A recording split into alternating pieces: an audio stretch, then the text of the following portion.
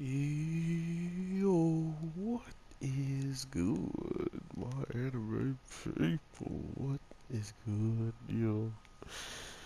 Guys, we have some interesting things popping off this week, and safe to say we are looking at a couple of interesting, themes that are going to continuously probably play a role in the show, which I don't know what is really going on in the grand scheme of who really came up with all these ideas, but there's so many of them that I feel like the show itself hasn't really done anything because they're so keen on bringing us in on this world, bringing us in on what we're supposed to feel as a whole when this stuff starts popping off. And it's weird to me because not only do we have a character that still really hasn't started leveling up and actually getting to grind because of last week getting bought by a PKer, and then not only that, you have the fact of the matter where those same people who went and did that are becoming, they're just becoming relatively, wow, she lived that, okay. They're just kind of in the background, right? Like, everything that's been happening throughout the world, our main characters feel like background characters because of how much control and domination the PKers have, where they're on different corners of a whole entire capital that is the starting point. Oh, that is brutal. And I think it's cool to see the world itself almost having more character than the actual characters. Um, And that's weird, right? Like, I don't think a lot of shows have given me a show that I'm like, oh man. And then the whole entire world really saved this show, you know? Like, if you were to tell me that um, you believe everything that's coming with the main character and everything that's coming with the world, would you believe me that the world itself seems like a better story that can just be told without even the character in it almost, right? Like the NPCs can't live after dying, like they can't respawn, like humans can in this world. Then you have the fact of the matter of just there's people who are raising and grinding their main person, the person that we see with our character, his maid. They're grinding those people all the way up to these levels of superior. I think they called it the seventh form is the highest, or that's just where they're at is the seventh form. So you have that as a representative of where the story and power level, or at least that aspect can go. But the problem then lies with why is it we feel like we haven't made any type of progression with the characters, and then when they did try to make some progression last week, they ended up dead, you know what I mean? So these are the types of things that they are putting into this show that makes you wonder what the heck is going to happen to all these people that are being taken out by these PKers. And as we see, the PKers all wind up pretty much getting bopped afterwards. Excuse me. And I think this is intake of this is because of what's his face, the people that we see show up. But I think because of our main character and last week's episode where there were some people that wanted to test him, they wanted to see what he was like, they wanted to get close and personal to find a person that had no job but was taking out this disgustingly powerful monster. Not only that, doing a mission for a special mission that's way high level that people haven't even seen before, that had pretty crazy pretenses on it if he failed, right? Imagine that girl that a lot of people loved, the NPC, ended up passing away at that time, or her sister, and you were just like happen to be one of the people that were actually there to, tell people that it happened. So wouldn't look too good on your entry in on the whole thing. But right now I feel as if we're looking forward to something more in the world popping off than just our character growing and changing in whatever shape or form. And that's the kind of scary part of everything in this show to me is we have a lot of things that can come to the forefront, but at the same time, it's almost as if you can't really predict anything in here because whatever has already popped off of the main character with him losing his life, with him now slipping into this like weird time pocket because there is just a connection with his overall, you know, person that's on his side. They have such a way with putting in these narratives to make our character have some cool aspects about what he could do of his because of his partner, but at the same time, it's not like his partner has something that automatically gives him the win in these battles.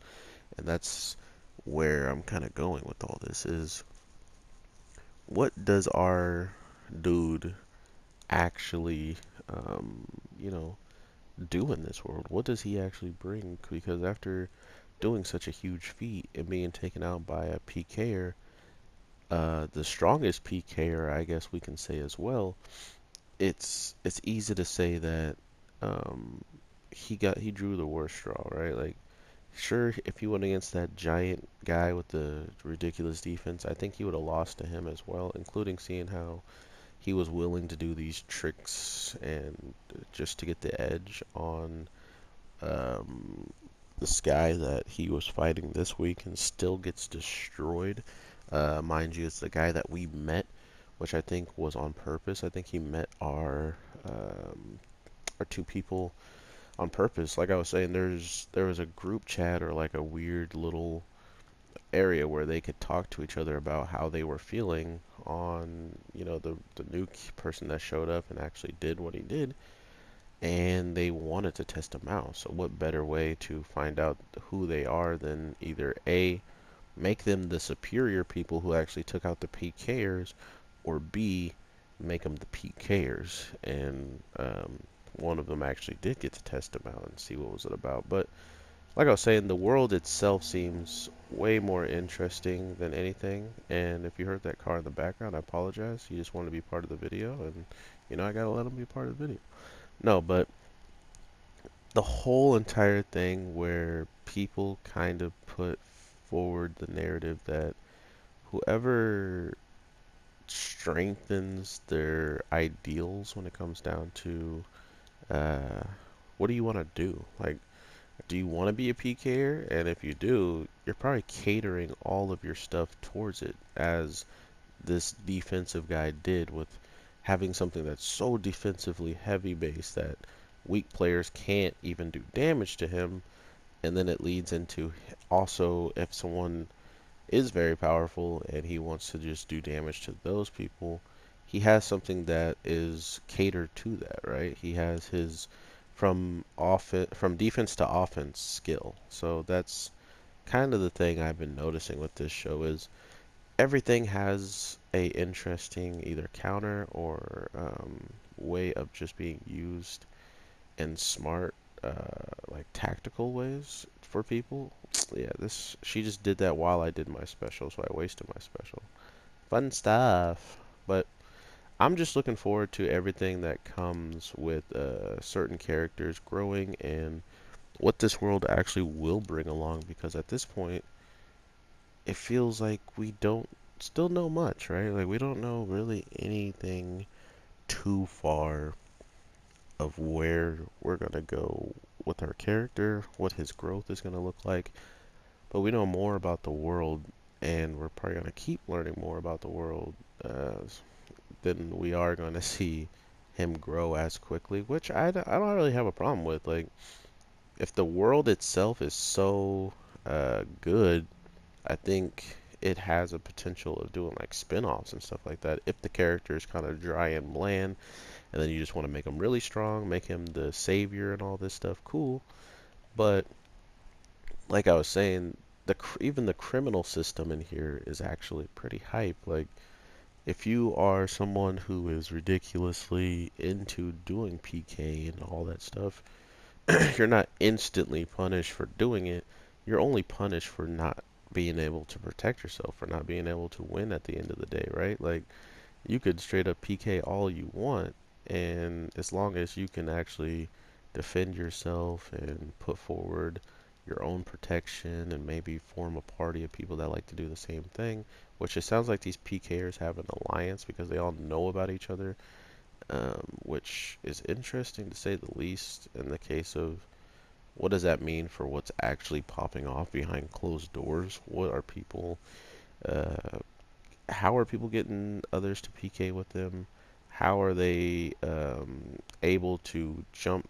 Why are their ranks so high that they're already capable of taking out people in a controlled population, you know? And the thing with being a criminal and being wanted and, about to get your punishment is I'm pretty sure your log off time is a lot longer. And the only way you can actually be jailed, um, so the only way to get to jail somebody is to actually defeat them. So you can't just be like, "Oh, I'm gonna send you to jail," but you have never beaten them, right? So that's kind of their whole entire way of keeping some type of balance between people who could just continuously PK, PK, PK, PK, die, get a 24-hour wait time, PK, PK, PK, So it looks like if you are someone that's doing that, you're just building up the potential of you being in a much, much worse position once you actually get your death and your punishment. So, like I said, there is a crap ton going on with this world, and I like it a lot. And I feel like our main character partnering up with the first person that he even bumps into and helps once he becomes a paladin, becoming his good friend. It seems relatively simple and quick to get to that point, right? Like, to them sharing meals together and having this information broker give them all this information. Not only that, they've even traveled to a town together. So let's hope there isn't any messed up twists and turns for them. I kind of like him having this partner because, like I was saying, he's a paladin, and if he could actually find some people that are DPS or find some people that are supporters while he's a tank, you're looking at a show that's actually trying to build you're looking at a show that's trying to build a true MMO style of lifestyle. Like, you need a healer, you need a tank, you need people that just focus so much on attack that they don't have defensive things to keep them alive or healing to bring them back up, right? So that's what they feel like they're setting up, and I love it. The the people that they kind of have as their side, like their main powers or whatever, I always forget how to pronounce it, but like the reason why the maid's there, their partners, I call them partners. They feel like they have so much more that they're going to add to the story. I mean, we've already seen how ridiculously important it was for him to tap into his partner and get her the weapon that he needed to actually, survive the first encounter he has in this game. Then the fact that everybody in this world already supposedly has their own and is continuously training or even doing stuff in the case of going out and PKing and making money for whatever reason, however long they keep doing stuff like that, they're still leveling and grinding, I think they said that one of the PK groups were hunting down Titans, which was even more money. So it's really cool. If you pay attention to everything the characters say, it's like they teach you something new about what's popping off in the background every single time. So I respect that a lot, and I look forward to seeing what the show can bring as a whole. But with all that being said, everybody, hope you have an amazing day, night, evening, whatever the case may be. I'm your boy, the Anime G. I will talk to you in the next one. So with that, peace.